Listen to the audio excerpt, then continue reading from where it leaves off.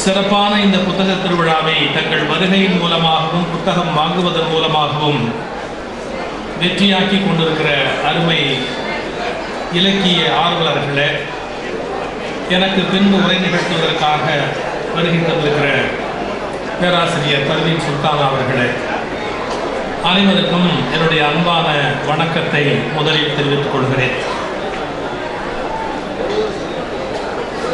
நாம் ஒவ்வொருவரும் செய்கிற தொழிலை வயிற்று பிழைப்புக்கான ஒரு ஊதியத்தை வயிற்று பிழைப்புக்கான ஒரு ஊதியத்தை சம்பாதித்து தருகிற ஒரு கருவியாக மட்டுமே நினைப்பது இது ஒரு வகை மனோபாவம். அது தேசத்தின் நன்மைக்கும் நம்முடைய குடும்பத்தின் நன்மைக்கும் ஒட்டுமொத்தமான மனித குலத்துக்கும் நன்மை செய்வது என்று உணர்ந்து செய்வது இன்னொரு வகையான அணுகுமுறை.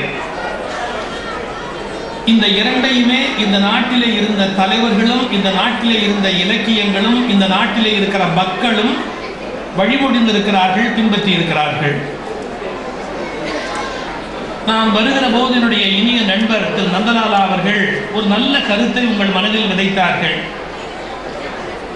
இந்த நாட்டில் உழைக்கிற மக்களுடைய உழைப்பை மதிக்கிற பழக்கம் குறைந்து போனது ஒரு விபத்து, ஒரு ஆபத்து, ஒரு நல்ல முன்னுதாரணம் அல்ல. அதை அழகாக அவர்கள் குறிப்பிட்டார்கள். நான் ஒரு சம்பவம் சொல்லி தொடங்கலாம் என்று கருதுகிறேன்.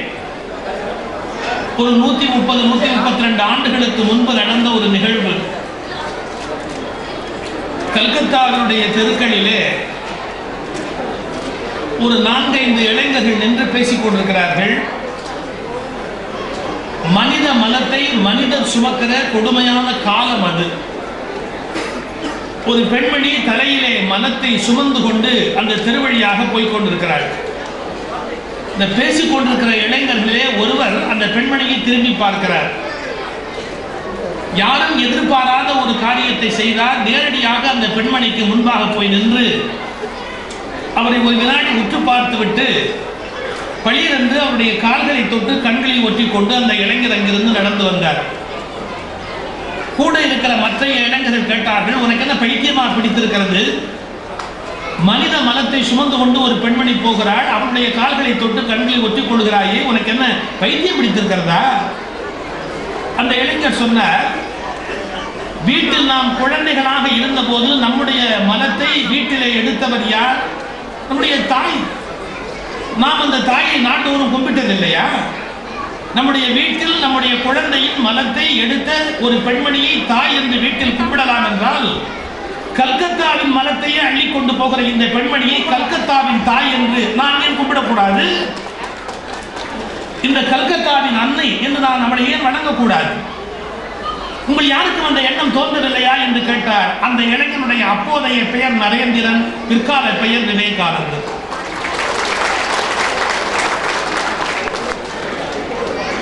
ஒரு மனிதனுடைய உழைப்பை, ஒரு மனிதனுடைய செயலை நாம் பிழையாக நினைக்க வேண்டிய அவசியம் இல்லை. நான் ஒரு விசித்திரமான ஒரு கருத்து சொன்னால் உங்களுக்கு ஆச்சரியமாக இருக்கும். இந்த நாட்டினுடைய கோயில்களிலே இருக்கிற ராமர், கிருஷ்ணர், அவதாரங்களில் பேசப்பட்ட பலராமர், பரசுராமர் என்ற தெய்வ வடிவங்களை கொஞ்சம் கூர்ந்து பாருங்கள். ஒவ்வொருவர் கையிலே என்னென்ன விதமான ஆயுதங்களை மக்கள் கொடுத்திருக்கிறார்கள் என்று பாருங்கள். ஒருவர் கையில் வில் இருக்கிறது, ராமனுடைய கையில் வில்லை கொடுத்தார்கள். கிருஷ்ணனுடைய கையிலே மாடு ஓட்டுகிற, குதிரை ஓட்டுகிற குச்சி கையிலே இருக்கிறது பார்த்தசாரதியாக. பலராமனுடைய கையிலே அந்த கலப்பை இருக்கிறது, பரசுராமனுடைய கையிலே கோடாலி இருக்கிறது. இவையெல்லாம் என்ன அடையாளங்கள் என்று பல பேர் கவனிக்கவில்லை. கடவுள் என்பவர் அதிசயமானவர், அற்புதமானவர் என்று மேலாக சொல்லிக் கொண்டிருந்த கருத்தில் இருந்து மாற்றி, உழைக்கிற வர்க்கம் கையில் வைத்திருந்த வில், கோடாலி, கலப்பை இவற்றையெல்லாம் கையில் வைத்திருக்கக்கூடிய வடிவங்களை தெய்வங்கள் கையில் கொடுத்து உழைக்கிற வர்க்கம் வணங்கத்தக்கது என்ற உணர்வை ஏற்படுத்துவதற்கான ஒரு முயற்சி தொடங்கியது. இன்னும் பச்சையாக சொன்னால், வேத காலத்தில் சொல்லப்பட்ட வழிபாட்டில், வேத காலத்தில் பேசப்பட்ட தெய்வங்கள் கையில் இருந்த ஆயுதங்களை எல்லாம் மாற்றி அமைத்து கண்ணனுடைய காலத்தில் ஏற்பட்ட ஒரு வகையான புரட்சி அது. உழைக்கிற வர்க்கத்தின் கையிலே கோடாலி, வில், இது போன்ற கருவிகள், மாடு விரட்டுகிற குச்சி, இவையெல்லாம் கடவுளுடைய கையில் கொடுக்கப்பட்டது. ஆனால் ஒன்றை மறந்துவிடக் கூடாது, உள்ளே இருந்த கடவுள்கள் இந்த ஏழையின் ஆயுதங்களை வைத்துக் கொண்டார்களே ஒழிய இந்த ஆயுதங்களை வைத்திருந்தவர்களை உள்ளே விடுவதற்கு மேல்தட்டு மக்கள் மறுத்து விட்டார்கள். எனவே இந்த நாட்டில் என்ன நடக்கிறது? ஒரு பக்கம் நல்ல முயற்சி நடக்கிறது, அந்த முயற்சி முறியடிக்கப்படுகிறது. விதவிதமான மாற்றங்களை விரும்புகிற முயற்சி நடக்கிற போதே அந்த மாற்றங்களை முறியடித்து விடுகிற கொடுமையும் நடக்கிறது. உண்மையில் உழைக்கிற வர்க்கத்தை மதிக்கிற பழக்கம் குறைந்து போனதால் தான் உழைப்புக்கு உரிய மரியாதை இந்த நாட்டில் இல்லாமல் போய்விட்டது. இதற்கு என்ன காரணம் என்றால், சில தொழில்கள் உயர்ந்தவை, சில தொழில்கள் உயர்ந்தவை அல்ல என்கிற நோய் பிடித்த மனோபாவம் நம்முடைய வாழ்விலே ஏற்பட்டு விட்டது. ஒரு சம்பவம் சொல்கிறேன். இது கோவையில் நடந்தது. ஒரு பிரபலமான மருத்துவமனையிலே அறுவை சிகிச்சை, அந்த அரங்கிலே அறுவை சிகிச்சைக்கு ஒரு நோயாளியை கொண்டு வந்து வைக்கிறார்கள். அது ஆக்சிடென்ட் கேஸ், விபத்து நடந்ததாலே ஏற்பட்ட ஒரு அறுவை சிகிச்சை. அது உங்களுக்கு தெரியும், மருத்துவத்திலே அறுவை சிகிச்சை செய்வதற்கு முன்பாக உடம்பில் இருக்கிற ரோமத்தை நீக்கிவிட வேண்டும். ஆனால் மருத்துவர்கள் அந்த பச்சை துணியை எடுத்த போது அதிர்ச்சி அடைந்தார்கள். காரணம், முடி அங்கு நீக்கப்படவில்லை. உடனடியாக அங்கிருந்த மருத்துவர்கள் சொல்லுகிறார்கள், என்ன முட்டாள்தனமான காரியம் இது, அப்படியானால் அவரை வர சொல்லுங்கள், இவரை மறுபடியும் அழைத்துக் கொண்டு அங்கே வெளியிலே கொண்டு போய் வைத்து அந்த முடியை நீக்கிவிட்டு மறுபடியும் 2 மணி நேரம் ஆகும், அதை பற்றி கவலை இல்லை, அந்த வேலையை செய்ய சொல்லுங்கள் என்று மருத்துவர்கள் பேசுகிறார்கள். ஆனால் அந்த மருத்துவமனையின் தலைமை மருத்துவர் ஒரு அதிசயமான காரியத்தை செய்தார். உடனடியாக ஸ்ட்ரெச்சரில் வைத்துக் கொண்டு தள்ளிக்கொண்டு அடுத்த அறைக்கு அவரை கொண்டு வர சொன்னார். தானே கத்தியை எடுத்தார், தானே முடியை மழித்தார், தானே தேவையான மருத்துவ அந்த டெட்டால் போன்றவற்றை தடவினார். தியேட்டருக்கு கொண்டு வர சொன்னார். ஆபரேஷனை முடித்தார். முடித்த பிறகு அந்த மருத்துவர், தலைமை மருத்துவரை பார்த்து மற்ற மருத்துவர்கள் சொன்னார்கள், யாருக்கும் இந்த மனம் வராது, நாம் உயர்ந்த மருத்துவராக இருக்கிறோம், ஒருவர் முடியை திருத்தி நாம் அந்த மருத்துவத்தை செய்வது என்பது நாங்கள் பார்க்கிறாத ஒன்று, உங்கள் பண்பு யாருக்கும் வராது என்று பாராட்டினார்கள். அவர் சொன்னார், நீங்கள் அகங்காரத்தில் இருக்கிறீர்கள், இது நம்முடைய வேலை இல்லை என்று நினைக்கிறீர்கள், இந்த வேலை குறைவானது என்று நினைக்கிறீர்கள். ஒன்று புரிந்து கொள்ளுங்கள், மருத்துவம் செய்வதும் சரிதான், அந்த முடி திருத்துவதும் ஒன்றுதான். ஒரு மனிதனை காப்பாற்றுவதற்காக எந்த தொழில் செய்தாலும் அது மனிதத்துக்கு தொழில் தான். இது புரியாததால் ஏதோ உங்களுக்கு அது பொருத்தமில்லாத தொழில் என்று கருதுகிறீர்கள். இது முட்டாள்தனமான ஒரு அணுகுமுறை என்று அந்த தலைமை மருத்துவர் மறுத்து பேசினார். மனிதர்கள் புரிந்து கொள்ள வேண்டும், எந்த தொழில் செய்தாலும் இந்த உலகத்தில் வாழை பழக்கடை வைப்பவரேனும் பாரதி பாடுகிறார். நீ ரொம்ப சாதாரணமான ஒரு காரியத்தை செய்தாலும் சரி, அல்லது வையகம் காப்பவரேனும், நீ மாவட்ட ஆட்சித்தலைவராக இருக்கலாம், அமைச்சராக இருக்கலாம், ஆளுநராக இருக்கலாம், யாராக வேண்டுமானாலும் இருக்கலாம். ஆனால் வாழைப்பழக்கடை வைப்பவரேனும் ஒரு சின்ன காரியம் செய்கிற மனிதராகவும் இருக்கலாம். யாராக இருந்தாலும் தொழில்கள் செய்கிறவர்கள் சமம் என்று பாரதி தன்னுடைய பாட்டில் முழங்கி காட்டியிருக்கிறார். இந்த உணர்வுகளை எல்லாம் இந்தியா வளர வைத்திருந்தால் இந்நேரம் இந்த நாடு வல்லரசாக மாறி இருக்க முடியும். 2020 இந்தியா வல்லரசாக வேண்டும் என்ற கோஷத்தை எல்லோரும் எழுப்பிக் கொண்டிருக்கிறோம்.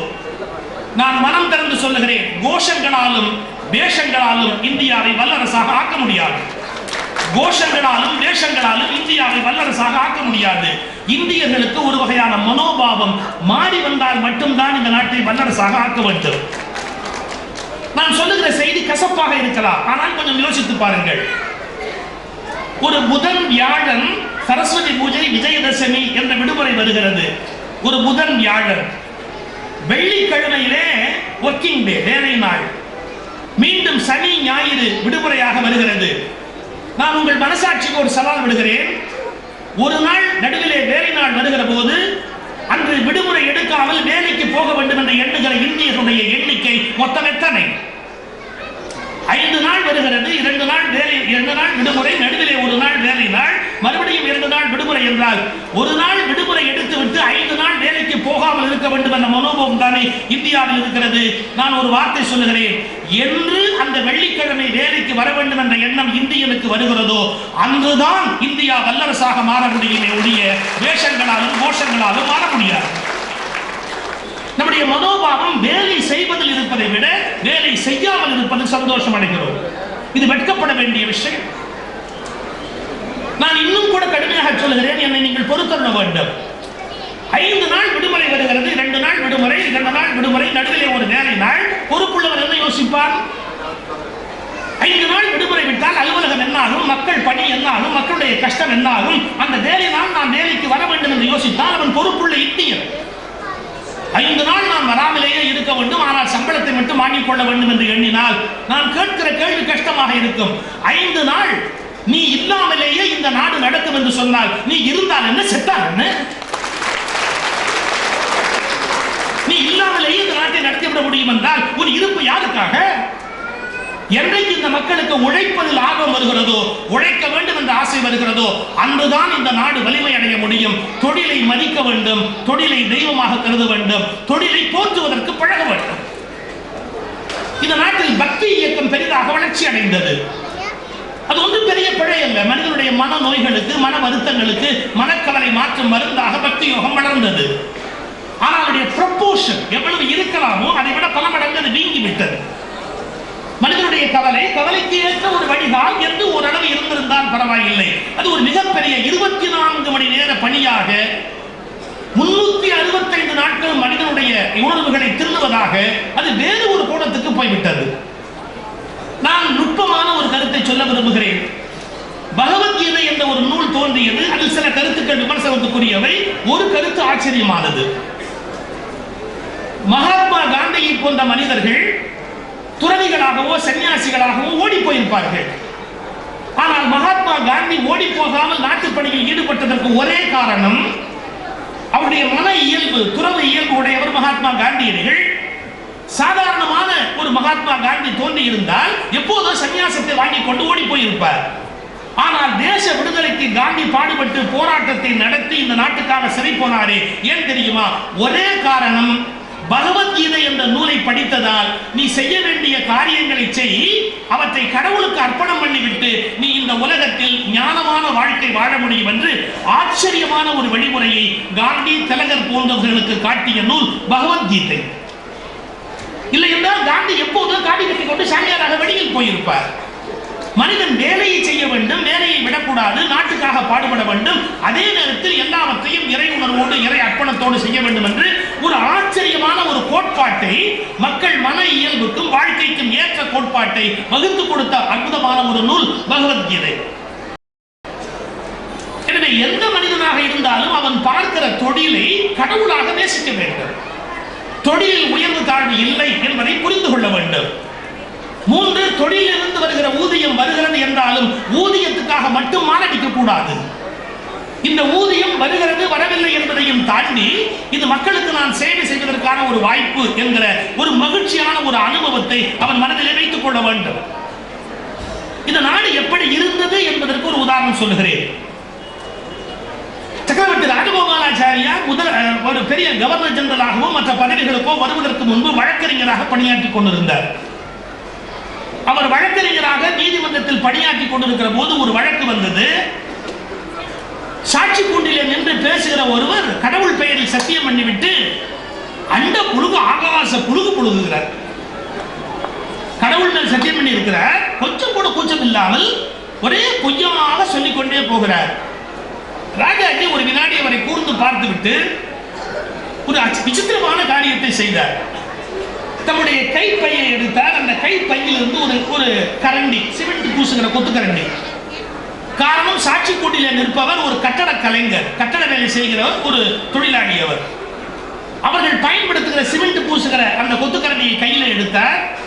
எடுத்து நேரடியாக கொண்டு வந்து இவர் கையிலே கொடுத்து விட்டு சொன்னார், நீ இதுக்கு முன்னாடி சொன்ன எல்லாத்தையும் எங்க இது மேல சத்தியம் பண்ணி சொல்லு. இவ்வளவு நேரம் சொன்னல அது எல்லாத்தையும் இது மேல சத்தியம் பண்ணி சொல்லு. அவர் ஒரு வினாடி அதை பார்த்து விட்டு நாக்கு கொடைந்து சொன்னார், வேண்டாம் ஐயா, அது சோறு போடுற சாமி, அது மேல சத்தியம் பண்ணி போய் சொன்னா என் குடும்பம் உருப்படாது. நான் சொன்னதெல்லாம் பொய், நான் சொன்னதெல்லாம் பொய். பாருங்க, ஒரு கொத்துக்கரண்டிக்கு ஒரு கடவுளின் பெயரை விட அதிக பலம் இருக்கிறது என்பதை நிரூபித்த நாடு இந்த நாடு. ஒரு கொத்துக்கரண்டி தொழில் நமக்கு சோறு போடுவது, அது மேல பொய் சொல்லிட்டா எனக்கு சோறு கிடைக்காம போயிடும். வேண்டாம் சாமி, நான் சொன்னதெல்லாம் பொய் தான். கொஞ்சம் யோசிச்சு பாருங்க. அப்ப தொழிலை எந்த அளவுக்கு இந்த நாட்டு மக்கள் ஒரு காலத்தில் மதித்திருக்கிறார்கள். ஆனால் அந்த தொழிலுக்கு தர வேண்டிய மரியாதையை, காப்பாற்றிக் கொள்ள வேண்டிய மரியாதையை ஒவ்வொரு தொழிலையும் சார்ந்தவர்கள் காப்பாற்றிக் கொள்வதற்கு முயற்சி செய்ய வேண்டும். டி.என். ராஜரத்னம் பிள்ளையை நினைவூட்டினார். நான் கூட இப்போ கொஞ்ச நாள் அவர் மாதிரி தான் நாதஸ்வரம் அந்த அங்கோஸ்திரம் போடுறேன். நான் அவரால் போட ஆரம்பிக்கல, எங்கள் அப்பா அங்கோஸ்திரம் போடுவார். எங்கள் அப்பா நினைச்சேன் எங்கள் அப்பாவுக்கு ஒரு மரியாதையாக இருக்கட்டுமே, அவர் போட மாதிரி அங்கோஸ்திரம் போட ஆரம்பிச்சு. ராஜரத்னம் பிள்ளை அப்படி தான் போடுவார். இதை விட ராஜரத்னம் பிள்ளைக்கு எனக்கு ஒரு ஒத்துமை. அவரும் 27/8, நானும் 27/8. வருஷம் சொல்ல மாட்டேன்.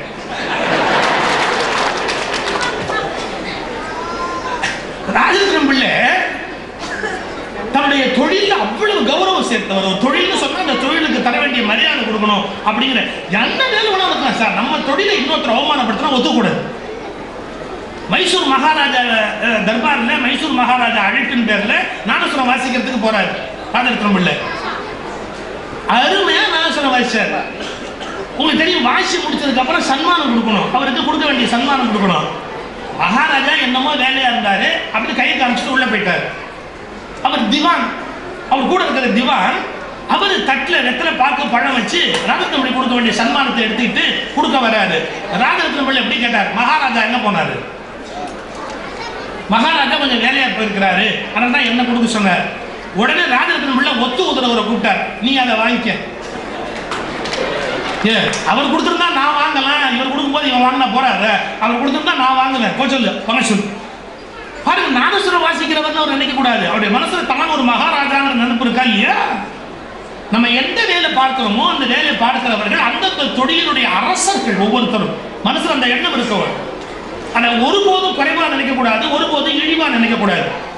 சார், நான் சுவிட்சர்லாந்து போயிருந்தேன். ஒரு ஆச்சரியமான சம்பவம் பார்த்தேன். ஒரு பள்ளிக்கூடத்தினுடைய விழா, சுவிட்சர்லாந்துல ஒரு பள்ளிக்கூடத்தினுடைய விழா நம்முடைய தமிழர்கள் நடத்துகிறார்கள். ஆனா அந்த கட்டடம் எல்லாம் அந்த அரசாங்கத்துக்கு சொந்தமான கட்டடம். அவங்க மாலை நேரத்தில் ஞாயிற்றுக்கிழமையில நம்ம தமிழ் பள்ளி நடத்துவதற்கு அனுமதிக்கிறார்கள். அது நடைபெறுகிற விழா. 3 பேர் அந்த விழாவில் உட்கார்ந்து இருந்தார்கள். ஒருவர் கல்வி அமைச்சர், இன்னொருவர் இந்த அந்த கவுண்டி மெம்பர், அதாவது அந்த கவுன்சில் அதற்குரிய நிர்வாக உறுப்பினர், இன்னொருவர் மூன்றாவதாக அந்த கட்டடத்தை பாதுகாக்கிற ஹவுஸ் கீப்பிங் என்கிற வேலையை செய்கிற, இன்னும் தெளிவாக சொன்னால் அந்த கட்டிடத்தை கூட்டி பெருக்குகிற ஸ்வீப்பர். 3 பேரும் மேடையில் உட்கார்ந்து இருந்தார்கள். நான் ஆச்சரியப்பட்டு கேட்டேன், இவர் யார், இவர் யார், இவர் யார் என்று கேட்டேன். அது என்ன ஆச்சரியம் என்றால், அந்த அந்த நாற்காலியில் உட்கார்ந்து இருந்த அந்த கல்வி அமைச்சர் இப்படி கால் இப்படி போட்டிருக்கிறார்.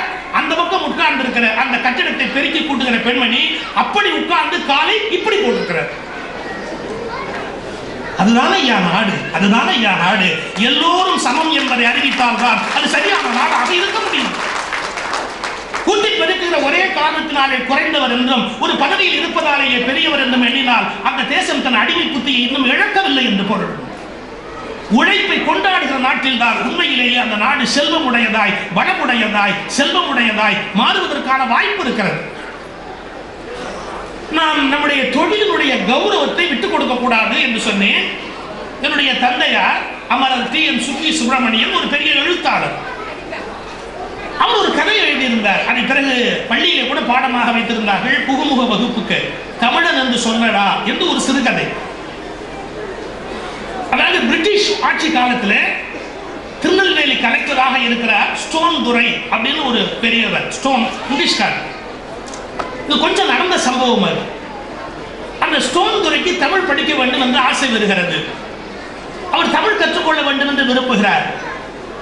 அப்போது அவருடைய நிர்வாகத்திலே கீழே குமாஸ்தாவாக பணி செய்து கொண்டிருக்கிறவர் குமரகுருபரன் பிள்ளை என்ற ஒருவர். அவர் தமிழில் நல்ல இலக்கண இலக்கிய படிப்பு உடையவர், ஆங்கிலமும் தெரிந்தவர் என்பதாலே அவரை மாவட்ட ஆட்சித்தலைவராக விளங்குகிற ஸ்டோனுக்கு ஆசிரியராக நியமிக்கிறார்கள். அவர் முதல் வேலையாக அந்த ஸ்டோன் அப்படிங்கிற ஆங்கில அந்த கலெக்டருக்கு பெயர் மாற்றம் செய்கிறார். உம்முடைய பேர் ஸ்டோன் என்று இருக்கிறது, தமிழிலே உம்மை கல்லாடன் என்று அழைக்கிறேன் என்கிறார். கல்லாடன் பேர். வகுப்பு நடக்கிறது. மிகுந்த அன்போடு மிகுந்த மரியாதையோடு அவரை எதிரிலே அமர வைத்து பாடம் கற்றுக் கொள்கிறார் அந்த ஆங்கிலேய கலெக்டர்.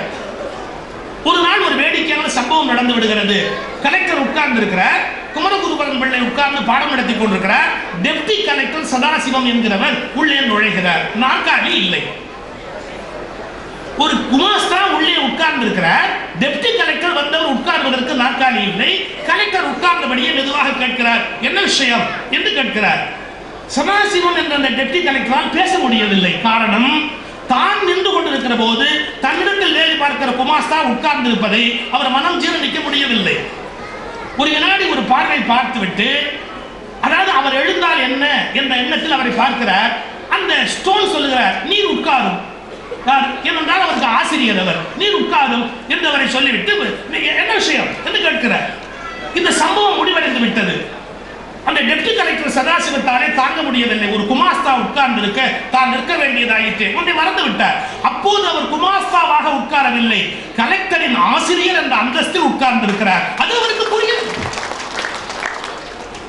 மெதுவாக ஒரு நாள் ஸ்டோன் துரை இடத்தில் சொல்லுகிறார், துரை, என்ன இருந்தாலும் ஒரு குமாஸ்தாவை எதிரிலே உட்கார வைத்துக் கொண்டு நீங்கள் பாடம் படிப்பது அவ்வளவு நன்றாக இல்லை.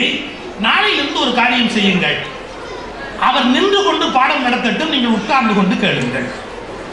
அவர் நின்று கொண்டு பாடம் நடத்தட்டும், நீங்கள் உட்கார்ந்து கொண்டு கேளுங்கள். ஏன் எதிரில் சமமாக உட்கார வைக்கிறீர்கள்? திடீரென்று ஸ்டோனுக்கு அப்படி தோன்றுகிறது, இவர் சொல்வது ஒரு நியாயம் இருக்கிறது என்று. மறுநாள் குமரகுருபரன் பிள்ளை பாடம் நடத்த வருகிறார். நாற்காலி எடுக்கப்பட்டு விட்டது. ஒரு நாற்காலியில் கலெக்டர் உட்கார்ந்து இருக்கிறார். குமரகுருபரன் நின்று வைத்து பாடத்தை ஆரம்பிக்கலாம் என்று சொல்கிறார். குமரகுருபரன் பிள்ளை சொல்லுகிறார், குமாஸ்தா நிற்கலாம், தமிழாசிரியர் நிற்கக்கூடாது. குமாஸ்தா நிற்கலாம், தமிழாசிரியர் நிற்கக்கூடாது. நான் உங்களுடைய ஆசிரியர், எனக்கு சமமான இந்த நாற்காலி தருவதாக இருந்தால் பாடம் நடக்கும். தருவதற்கு விருப்பம் இல்லை என்றால் நாம் நடப்போம். வந்தால் பாடம் நடக்கும், இல்லை என்றால் நாம் நடப்போம். கலெக்டர் பார்க்கிறார், நாற்காலி தருவதற்கு வாய்ப்பு இல்லை என்கிறார். குமரகுருபரன் வெளியில் போய்விட்டார். ஸ்டோனுடைய மனைவி வெளியில் போனவள் வருகிறாள். இவர் வெளியேறுவதை பார்த்துவிட்டு தன்னுடைய கணவனை பார்த்து கேட்கிறாள், என்ன நடந்தது? அவர் நடந்த சம்பவத்தை சொல்லுகிறார். டெப்டி கலெக்டர் தனக்கு சொன்ன யோசனையை சொல்லுகிறார். அவருடைய மனைவி சொன்னார், அவர் சொன்னால் உமக்கு புத்தி எங்கே போயிற்று? அவர் சொன்னால் உமக்கு புத்தி எங்கே போயிற்று? மொத்தமாகவே ஆங்கிலேயர்களை அவர்கள் தவறாக நினைக்க மாட்டார்களா? யாராவது ஆசிரியர் நிற்க வைத்து தான் உட்கார்ந்து கொண்டு பாடம் கேட்பார்களா? போய் அவரிடத்தில் மன்னிப்பு கேட்டு நீங்கள் அந்த பாடத்தை தொடர்ந்து படியுங்கள் என்று மிஸ்ஸஸ் ஸ்டோன் துரை சொல்கிறார். வந்து மன்னிப்பு கேட்டு அவர் அழைத்துக் கொண்டு போகிறார். இந்த சிறுகதையின் தலைப்பு தமிழன் என்று சொல்லடா என்று என் தந்தையார் டி.என். சுகி சுப்பிரமணியம் எழுதியது. இதில் ரெண்டு செய்தி, ஆச்சரியமான செய்தி அதுக்குள்ளே அடங்கி இருக்கிறது. ஆசிரியராக இருந்து பணியாற்றுகிற ஒருவர் தன் ஆசிரியர் பணிக்குரிய கௌரவத்தை எந்த காலகட்டத்திலும் இழந்துவிடக் கூடாது என்கிற ஒரு அருமையான உண்மையினை நமக்கு விளக்கி காட்டுகிற ஒரு அருமையான சம்பவம். இதை விட ஆச்சரியம், ஒரு குமரகுருபரன் பிள்ளைக்கு கிடைத்த பெருமையை சகித்துக் கொள்ள முடியாதவன் சதாசிவமாகத்தான் இருக்கிறார். ஒரு தமிழனுடைய பெருமையை சகித்துக் கொள்ள முடியாதவன் இன்னொரு தமிழனாகத்தான் இருக்கிறான் என்ற உண்மையும் அதற்குள்ளேயே, அந்த கதைக்குள்ளேயே அடங்கி இருக்கிறது. நான் ஆசிரியர் பணியுடைய பெருமையை மட்டும் சொல்வது என்று தொடங்கினால் மணிக்கணக்காக சொல்ல முடியும். ஒரு ஆச்சரியமான சம்பவம் சொல்லுகிறேன். நம்முடைய நாட்டு குடியரசுத் தலைவராக இருந்தவர் சங்கர் தயாள் சர்மா. அவர் மஸ்கட் போயிருக்கிறார்.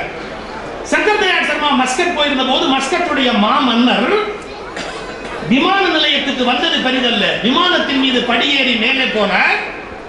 நம்முடைய சங்கர் தயாள் சர்மா கைகளை பற்றி மெல்ல படியில இறக்கி அழைத்துக் கொண்டு வந்தார். பத்திரிகையாளர்கள் கேட்டார்கள், அமெரிக்க ஜனாதிபதி வந்த போது இப்படிப்பட்ட பிரம்மாண்டமான வரவேற்பு கொடுக்கவில்லை.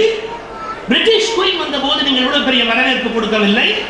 ஆக்சுவல் இந்திய ஜனாதிபதி வந்திருக்கிறார், படி ஏறி மேலே போய் கைப்பிடித்து அழைத்துக் கொண்டு வருகிறீர்களே, என்ன காரணம் என்று கேட்டார்கள். மஸ்கட்டின் மா மன்னர் பதில் உரைத்தார், அவர் இந்திய ஜனாதிபதி என்பதற்காக நான் இப்படிப்பட்ட வரவேற்பை தரவில்லை. பூனாவில் அவரிடத்தில் படித்த மாணவன் நான் என்பதால் என் ஆசிரியருக்கு தர வேண்டிய அதிகபட்ச மரியாதையை தந்தேன் என்றார். அப்பொழுது என்ன புரிகிறது? ஒரு தேசத்தின் ஜனாதிபதியாக இருப்பதை விட, ஒரு தேசத்தின் மன்னராக இருப்பதை விட 10 மாணவனுக்கு ஆசிரியராக இருப்பது பெருமை மிக்க விஷயம் என்பது எத்தனை பெரிய சந்தோஷமான செய்தி. இந்த பெருமிதத்தோடு அல்லவா ஆசிரியர்கள் பணிபுரிய வேண்டும். எந்த தொழிலை நாம் பார்க்கிற போது அதில் 100 மடங்கு 100 விழுக்காடு தன்னுடைய மனதை உள்ளே செலுத்தி என்னவா வேலை செய்ய வேண்டும். இந்த நாடு வளர்ச்சி அடைய வேண்டும் என்றால் செய்கிற தொழிலை மதிக்கிற, கொண்டாடுகிற பழக்கம் வர வேண்டும். தன் தொழில் மீது ஒரு பெருமித உணர்வு, செல்ஃப் எஸ்டீம், தொழில் மீது ஒரு பெருமித உணர்வு இருக்க வேண்டும். என்னுடைய நல்ல நண்பர் கவிஞர் சுப்பு ஆறுமுகம், வில்லு பாட்டு பாடுகிற கவிஞர் சுப்பு ஆறுமுகம் என்னுடைய நெருங்கிய நண்பர். நெருங்கிய நண்பர், வயதில் மூத்தவர், என் தந்தைக்கு நண்பர், எனக்கு நல்ல நண்பர். ஒரு நடந்த சம்பவம், காஞ்சிபுரத்தில் சில்ப ஆக்கம சதஸ் என்று ஒன்று நடந்தது. அப்போது காஞ்சிபுரத்தில் உயிரோடு இருந்தார் பெரியவர், மகா பெரியவர், 100 ஆண்டு காலம் வாழ்ந்த அந்த காஞ்சி பீடத்தினுடைய துறவி மகா பெரியவர் உயிரோடு இருந்தார். ஆனால் மடத்திலே இல்லை, கலவை என்ற இடத்திலே தங்கி இருந்தார். சுப்பு அனுபவம் போய் அவரை பார்த்து, மாலையிலே என்னுடைய கச்சேரி இருக்கிறது, என்னுடைய அந்த வில்லுப்பாட்டு இருக்கிறது, நீங்கள் வந்து என்னை ஆசீர்வதிக்க வேண்டும் என்று சொன்னார். மகா பெரியவர் சொன்னார், வரம்பா, வரேன், உன்னுடைய கச்சேரிக்கு நான் கண்டிப்பா வரேன் அப்ப ஒரு வார்த்தை சொன்னார். இதெல்லாம் முடிஞ்சு போச்சு. அங்கேருந்து வந்தாரு, 6:30 மணி ஆச்சு, இங்க வந்துட்டாரு, நிகழ்ச்சி ஆரம்பிக்கணும். அவர் சொல்றாரு, மகா பெரியவர் வரேன்னு சொல்லி இருக்கிறாரு, வந்த உடனே ஆரம்பிச்சுக்கலாமே அப்படின்னு. ஆனா நிகழ்ச்சி நடத்துறவங்க எல்லாம் சொல்றாங்க, சும்மா உன் கச்சேரிக்கு அவர் வரப்போறாரு, அவர் வரேன்னா சொல்லுவார் எல்லாத்தையுமே, அதுக்காக வரப்போறாரு அர்த்தமா, ஆரம்பி டைம் ஆச்சு, சரி இனிமே உங்க சௌரியம் அப்படின்னு சொல்லிட்டு வில்ல காலில் கட்டிக்கிட்டு தந்தனத்தான் என்று சொல்லி வில்லினில் பாட ஆரம்பிச்சுட்டாரு. கச்சேரி ஆரம்பம் ஆயிடுச்சு. ஒரு 10 நிமிஷம் ஆயிடுச்சு, ஒரு பாட ஆரம்பிச்சுட்டாரு. திடீர்னு மகா பெரியவர் உள்ள வராரு. அந்த வரவேற்பெல்லாம் கொடுக்குறாங்க அவருக்கு, ஜெய ஜெயசங்கர். அவர் பாட்டுக்குள்ள நுழையிறாரு. அவர் அப்படியே டக்கு டக்கு உள்ள வராரு. என்டையர் சபை எந்திரிச்சு நிக்குது. அவர் வராருன்னு எந்திரிச்சு கும்பிடுறாங்க. அவர் அப்படியே வந்தாரு. அவருக்குன்னு ஒரு இடம் போட்டிருந்தாங்க, ஒரு மேடையில ஒரு பகுதி தனியா. நேரா போனாரு, அங்க போய் உட்கார்ந்துக்கிட்டாரு. சுப்பு ஆர்வத்தை பார்த்து இப்படின்னாரு. சுப்பு ஆர்வம் இங்க உட்கார்ந்தபடியே இப்படியே கும்பிட்டாரு. உட்கார்ந்த இடத்துல இருந்து இப்படியே கும்பிட்டாரு. கொஞ்சம் சில பேருக்கு வருத்தம், எல்லாரும் எந்திரிச்சு கும்பிட்டாங்க, ஏன் இவர் எந்திரிச்சு போய் கும்பிட வேண்டியதானே? உட்கார்ந்த இடத்துல உட்கார்ந்துக்கிட்டே வணக்கம்னு சொன்னா அப்ப மகா பெரியவருக்கு அது அவமானம் இல்லையா? யாரு? ஒரு 4-5 பேர். இவங்களுக்கு ஒன்று புரியவே இல்லை. ஒரு விஷயத்தை மானம் அல்லது அவமானம் என்று நினைப்பவன் துறவியே இல்லை என்கிற உண்மை அவர்களுக்கு ஏனோ புரியவே இல்லை. ஒரு மானவமானத்தை நினைச்சா அவன் துறவி இல்லை, மானவமானத்தை கடந்தாதான் துறவி. இவங்கெல்லாம் சொல்லிக்கிறாங்க, அவர் தப்பா நினைக்க மாட்டாரா, போய் கும்பிட்டு வேண்டாமா, எல்லாம் பேசிக்கிட்டாங்க. இவர் அச்சான் பாருங்க, பிரசன்ஸ் ஆஃப் மைண்ட். அவர் அங்க உட்கார்ந்து இருக்காரு, அப்படியே ஒரு கும்பிடு போட்டு சொன்னாரு, ராஜகோபுரத்தை பார்க்கிறோம், கோயில் பக்கத்துல போனா ராஜகோபுரத்தை பார்க்கிறோம். ராஜகோபுரத்தை கும்பிடணும்னா ராஜகோபுரத்துக்கிட்டயா ஏறி நின்னா கும்பிடணும்? இருந்த இடத்துல இருந்து ராஜகோபுரத்தை கும்பிடலையா? அதே மாதிரி கும்பிட வேண்டியதுதான். ராஜகோபுரம் அங்க இருக்கு, இங்க இருந்து கும்பிட வேண்டியதுதான். கதையை முடிச்சுட்டார், பாடினாரு. 2 மணி நேரம் முடிஞ்சு போச்சு. அப்புறம் அவர் நடந்து திரும்பி போன உடனே உங்களுக்கு தெரியும், எல்லா சாமியார் பின்னாடி ஜாலராக்கு 4 பேர் உட்கார்ந்து இருப்பாங்க, வச்சு வைக்கிறதுக்குன்னு இருப்பாங்க. அங்க போன உடனே அவன் சொல்லிட்டான், என்ன இருந்தாலும் சுப்பாரமும் அப்படி பண்ணிருக்கப்படாது, நீங்க பெரியவா வர வந்து நின்று நமஸ்காரம் பண்ணினா குறைஞ்சு போகுமா, உட்கார்ந்த இடத்துல இருந்தே கும்பிடுறது நல்லா இருக்குமா அப்படின்னு. மகா பெரியவர் சொன்னார், உனக்கு ரொம்ப தெரியுமோ, வில்லு பாட்டு பாடுறவா கால் கட்ட விரல்ல வில்ல கட்டிவிட்டா மங்களம் பாடாம அந்த வில்ல அவுக்க கூடாது. மங்களம் பாடாம அந்த வில்ல அவுக்க கூடாது. அந்த வில்ல அவுக்காம எழுச்சி நடந்து வர முடியுமா? வரக்கூடாது. அது மட்டுமல்ல, அதுக்கு வியாச பீடம்னு பேரு. அந்த பீடத்தை பார்த்தா நானும் தான் அதை கும்பிடணுமே ஒழிய வியாசப்படத்தில் இருக்கிறவர்கள் மற்றவரை எழுந்து கும்பிடக்கூடாது. அவனுடைய தொழிலுக்குரிய தர்மத்தை தான் அவன் செஞ்சா, அனாவசியமா ஒருத்தரை பத்தி வட்டி வைக்கிறத நிறுத்துங்க. எவ்வளவு பெரிய விஷயம்! அந்த தொழிலுக்குரிய தர்மத்தை அவர் பண்ணியிருக்காரு. உட்கார்ந்த காரணம் கட்ட வரல, வில்ல கட்டியாச்சுன்னா அவுக்க கூடாது, யாருக்கும் அவுக்க கூடாது. நம்ம எந்த வேலை பார்க்கிறோமோ அந்த வேலைக்குரிய கௌரவத்தை எப்போதும் காப்பாற்றுவதற்கு நாம் தயாராக இருக்க வேண்டும். இன்னொன்னு, அந்த தொழில் நேர்த்தின்னு ஒண்ணு இருக்கு. நம்ம பார்க்கிற தொழில அவ்வளவு ஈடுபாட்டோட பார்க்கணும். 100% இன்வால்வ்மெண்ட். கொஞ்ச நாள் முன்னாடி மலேசியாவில் ஒரு விழா, நடிகை எம்என் ராஜம் அவர்களோட குடும்பத்தோட வந்திருந்தாங்க. எம்என் ராஜம் அம்மா குடும்பத்தோட வந்திருந்தாங்க. நானும் குடும்பத்தோட போயிருந்தேன். நானும் எம்என் ராஜம்லாம் ஒரே வண்டியில மலேசியாவை சுத்தி பார்த்துக்கிட்டு இருக்கிறோம். இப்படி உள்ள சுத்தி போயிட்டு இருக்கிறோம். இந்த ரத்த கண்ணீர் படத்துல எம்என் ராஜத்தினுடைய நடிப்பு கொஞ்சம் வித்தியாசமா இருக்கும். நான் ஒரு கியூரியாசிட்டியில கேட்டேன், நீங்க இந்த ரத்த கண்ணீர்ல நடிச்சு, எனக்கு எம்என் ராஜா ஏன் பிடிக்கும்னா தமிழ் உச்சரிப்பு சுத்தமா பேசுகிற நடிகை எம்என் ராஜா. தமிழ் உச்சரிப்பு ரொம்ப சுத்தமா இருக்கும்.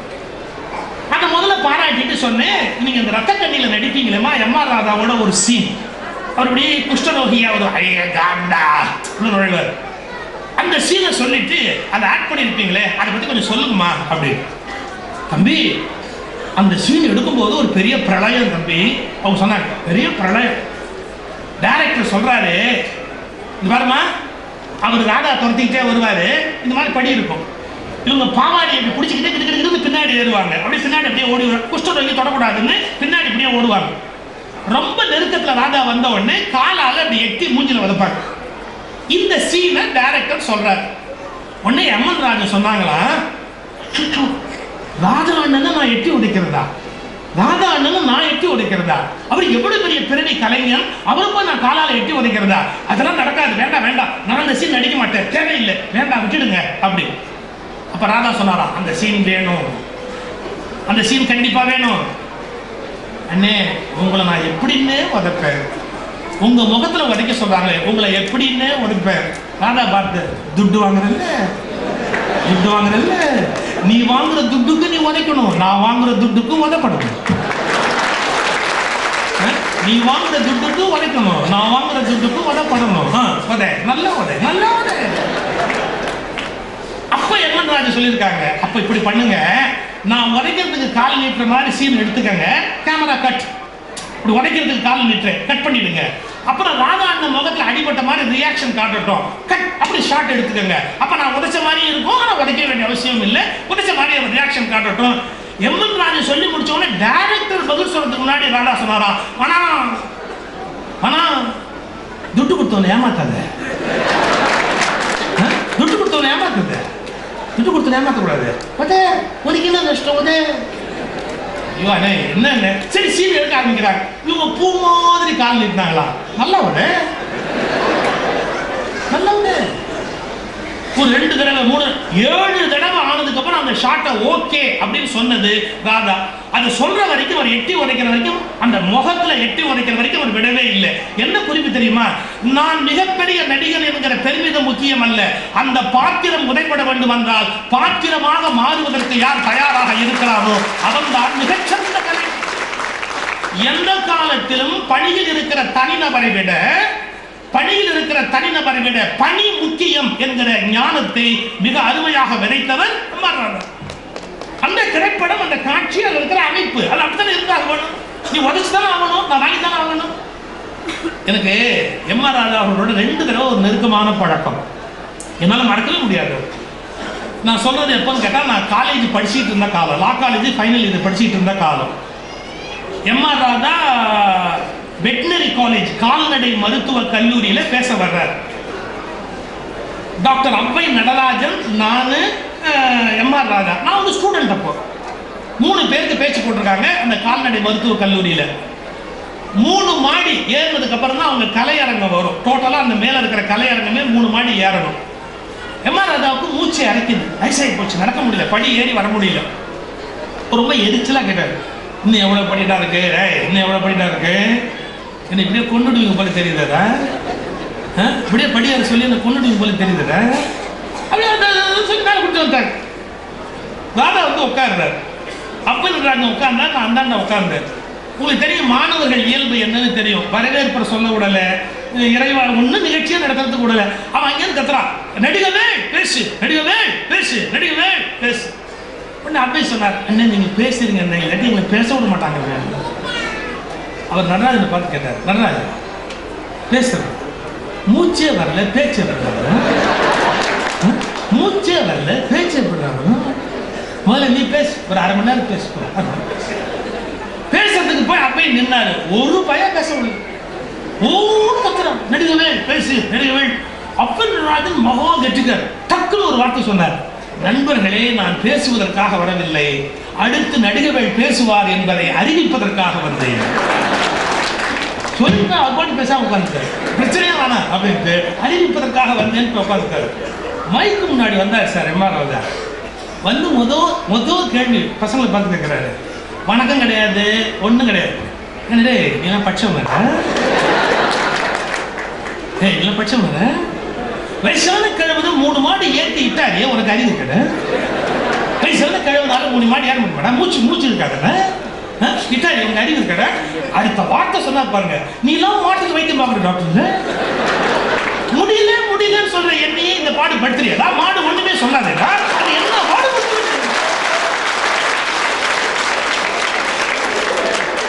முடியலன்னு சொல்ற என்னையே இந்த பாடு படுத்துறியடா, அது மாடு ஒண்ணுமே சொல்லாத, அது என்ன பாடு படுத்துவ நீ, இல்ல பட்சம் நடராஜன் பட்சம் அப்படியே காமி சொல்ற, நடராஜன் பட்சம், நடராஜா என்ன படிச்சிருக்கிற, நடராஜா பட்சம், நடராஜா என்ன படிச்சிருக்கிற, அவன் சொன்ன எம்ஏ பிஹெச்டி, அவன் என்னமோ படிச்சிருக்கான், அவன் என்னமோ படிச்சிருக்கான். அடுத்த வார்த்தை சொன்னார் பாருங்க, பட்சம் பட்சம் கேட்க மாட்டேங்கிறா, நாடு உருப்பிட மாட்டேன், படிக்காத முன்னா ஏன் பேச்ச கேட்கறேன், பட்சம் பட்சம் பட்சம் கேட்க மாட்டேங்கிற, படிக்காத முண்டம் ஏன் பேச்ச என்ன கேட்கறேங்கிற, நாடு உருப்பிட. அதுக்கு அடுத்துதான் எம்ஆர் அதோட ஒரிஜினாலிட்டி வெளிப்பட்டது. மூணாவது அச்சாத ஒரு பாயிண்ட். அது சரிங்க, நீ எல்லாம் ஆனா அவனா படிச்சவன், ஏபிசி படிச்சவன், ஆனா அவனா எழுதி எழுதி படிச்சவன். ஆனா ஆனா அவனா கண்டுபிடிச்சா பத்தியா, அவன் ஆனா அவனா படிக்காதவன்.